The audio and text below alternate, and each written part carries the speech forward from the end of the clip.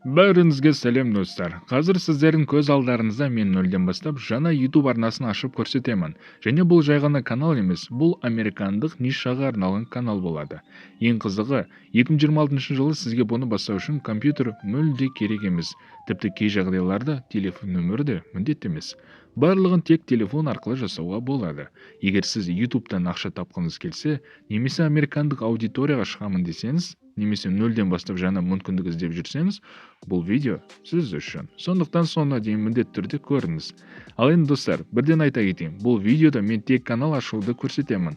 Ал келесі видеоларда мен сіздерге нишаны қалай табу керек, қалай бастау керек және видеороликтарды қалай жасау керек бәрін толық нақты көрсетемін. Сондықтан дәл қазір каналға тіркеліп кетуді ұмытпаңыз. Және мен өзімнің телеграм арнамда да барлық нәтижелерімді, нишаларды, нақты статистикаларды бөлісіп отырамын. Сол жаққа да тіркеліп қойыңыздар. Тағы бір мотивация ретінде айтайын.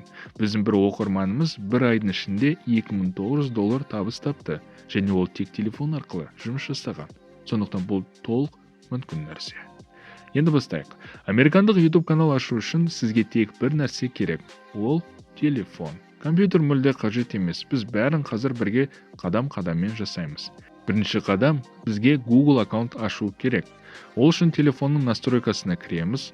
Содан кейін пользователя и учетные записи деген бөлімді табамыз. Сол жерден добавить аккаунт Google дегенді басамыз. Одан кейін біз создать аккаунт для личного использования дегенді таңдаймыз.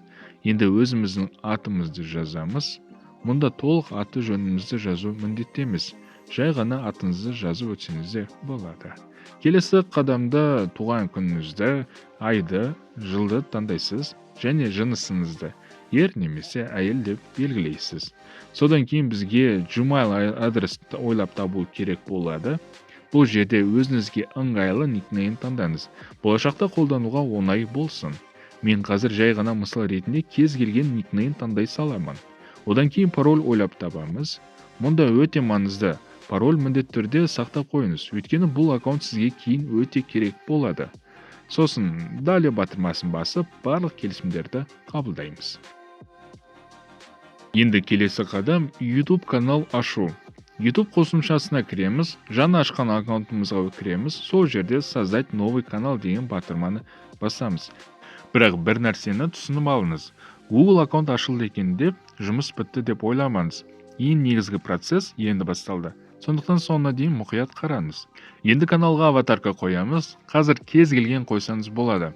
Кейін өзгерте саласыз. Сосын каналдың атын жазамыз. Мен мысал ретінде game.dd деп қойдым. Сіз өзіңіздің нишаныңызға байланысты атау таңдаңыз. Содан кейін создать канал батырмасын басамыз. Вуаля, міне, канал ашылды. Енді келесі маңызды қадам описание. Каналға кіріп изменить батырмасын басамыз. Сол жерде описание жазамыз. Мұнда өте маңызды момент бар. Егер сіз американдық нишаға жұмыс жасайтын болсаңыз, онда описание міндетті түрде ағылшын тілінде болу керек. Бұл алгоритмге әсер етеді. Енді біз қауіпсіздікке өтеміз.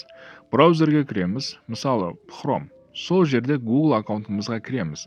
Егер аккаунт көрінбей тұрса, ол сіз әлі толық подтверждение жасамағаныңыздан болады. Сондықтан Google'да Google аккаунт ход деп жазып, бірінші шыққан сайтқа кіреміз. Сол жерде аккаунтымызға кіреміз. Енді безопасность деген бөлімге өтеміз. Төмен түсіп, резервті номер телефон және резерв емейлді қосамыз.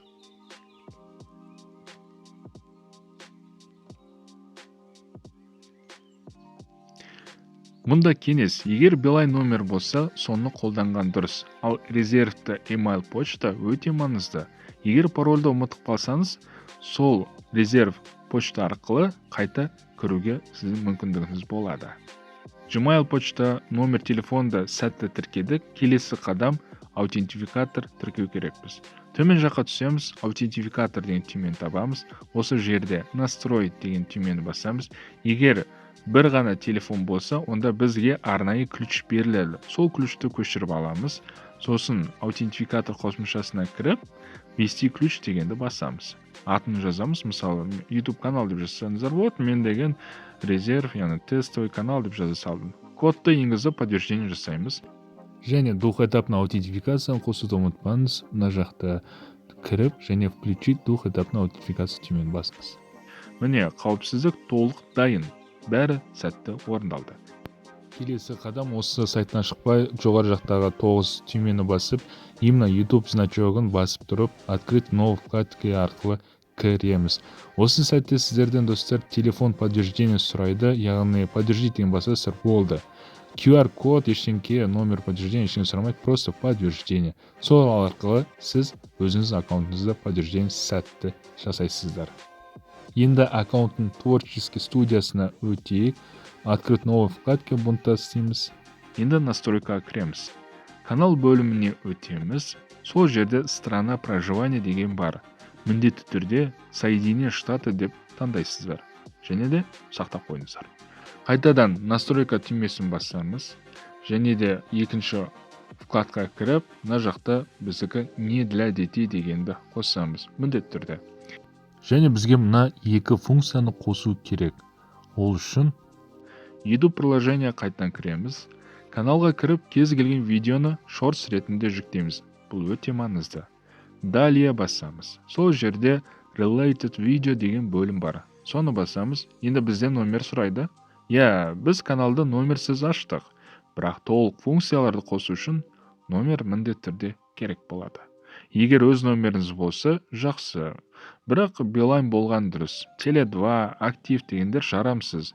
Сіздің телефоныңызға SMS келмей қояды, қан ішіп. Сондықтан бұл жақта Билайн болса, досында болса, солардан сұрастырып, әйтеуір подтверждение жасасам болады. Ал егер де номер вообще жоқ болса, онда онлайн сим деген сайт сізге көмектесетін болады. Міндетті түрде инкогнито режимде ашыңыз бұл сайтты, өйткені кейде кэш үшін SMS келмей қалуы мүмкін. Сондықтан жаңа браузер кірген сияқты инкогнито арқылы кіреміз. Номер сатып аласыз, бұл жақта бәрі арзан тұрады. Қазақстан номері бізде 13 рублей тұрады. Мына осылай ашасыздар, және де код келетін болады. Қазір қараңыздар, мен Теле2 номер маған берді, бұл маған жарамсыз. Сондықтан мен қазір бұның өшкенін күтемін. Міне достар, маған Билайн номер берді. Енді бағана жаққа қайтан өтіп, ставить етемін. Бәрі сәтті. Номер код келді, міне достар. Сол кодты қазір енгіземіз. Міне номер подтвержден деп шықты. Енді соңғы этап видео верификация. Қайтадан related видео бөліміне кіріп, Face ID арқылы тексеруден өтеміз. Камера қарап верификация жасайсыз.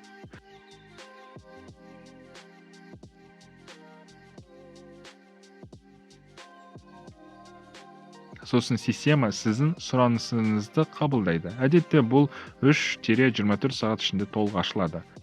Міне достар, сіздермен бірге біз толық канал аштық, настройка жасадық, қауіпсіздік орнаттық, толық верификациядан өттік. Енді сіз толық американдық нишаға дайынсыз. Егер бұл видео сізге пайдалы болса, міндетті түрде лайк басып, комментарий қалдырыңыз. Бұл видеоға алға жылжытуға көмектеседі. Және міндетті түрде каналға тіркеліп қойыңыз. Келесі видеода мен сіздерге нишаны қалай табу керек, қалай бастау керек, және қалай ақша табу керек, бәрін толық көрсетемін. Кездескенше.